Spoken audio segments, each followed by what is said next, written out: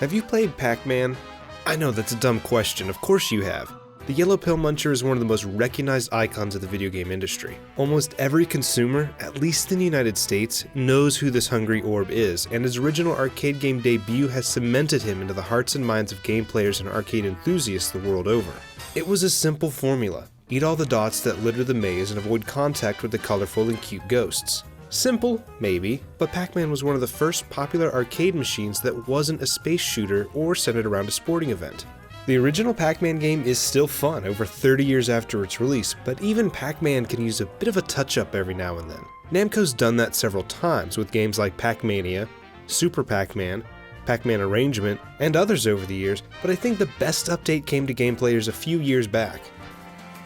Pac-Man Championship Edition DX, now known as DX Plus, is a follow-up to 2007's Pac-Man Championship Edition, which itself was a huge update to the Pac-Man formula. DX Plus itself is not drastically different than its older brother, but adds just enough to the game to make it, in my mind at least, the superior title for Pac-Man fans to play. The core game is the same. Guide Pac-Man around the maze, eat every Pac dot on screen, and avoid the ghosts, and eventually eat those ghosts when you find an Energizer. The fundamentals are the same, but what makes the Championship Edition games fun are the way they change the other rules surrounding Pac-Man. In addition to a time limit rather than progressing to different stages, the mazes are divided into halves. Eating all the Pac dots on one half of the level will spawn a fruit treat or prize, and collecting that nets you points and changes the other half of the maze, sometimes with a different arrangement of dots, and sometimes changing the entire structure of the maze itself. The game also gets faster as you play and munch on the ghosts, eventually reaching insanely high speeds that add to the challenge of the game. Twitchy reflexes are the best way to master this version of Pac-Man. In DX Plus, they've included ghosts that sleep along the corridors of the maze and wake up and chase Pac-Man as he goes by. My favorite part of this game is making a huge train of ghosts and eating a power pellet and turning around and racking up a huge amount of points. It's extremely satisfying to do, and even though the ghosts are typically laid out in a way that encourages you to run past them and add them to your train, they are dangerous and they block a lot of the paths on each side of the maze. This isn't too bad when the game starts off slowly, since you have time to consider the best routes for the most points. But as the game's speed and the amount of enemies on screen increases, it becomes challenging to stay focused on getting those points since the enemies are everywhere and blocking a lot of paths. The game does throw the player a bone because of this, however.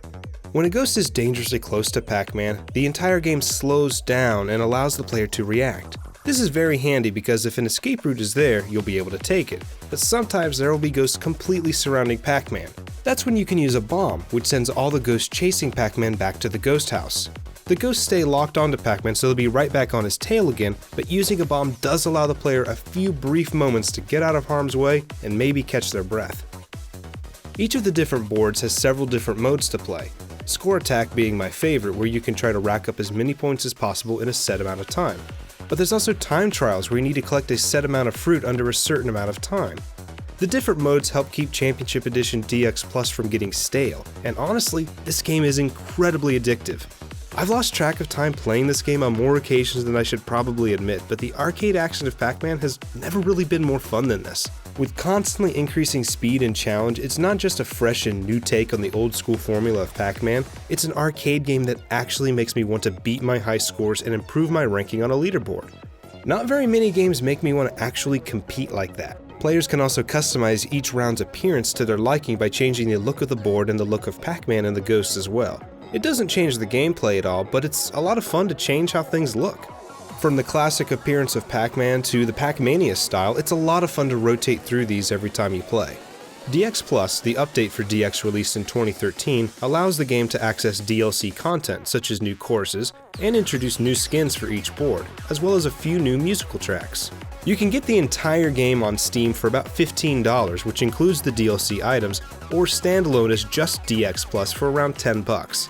It's also available on XBLA and PSN too.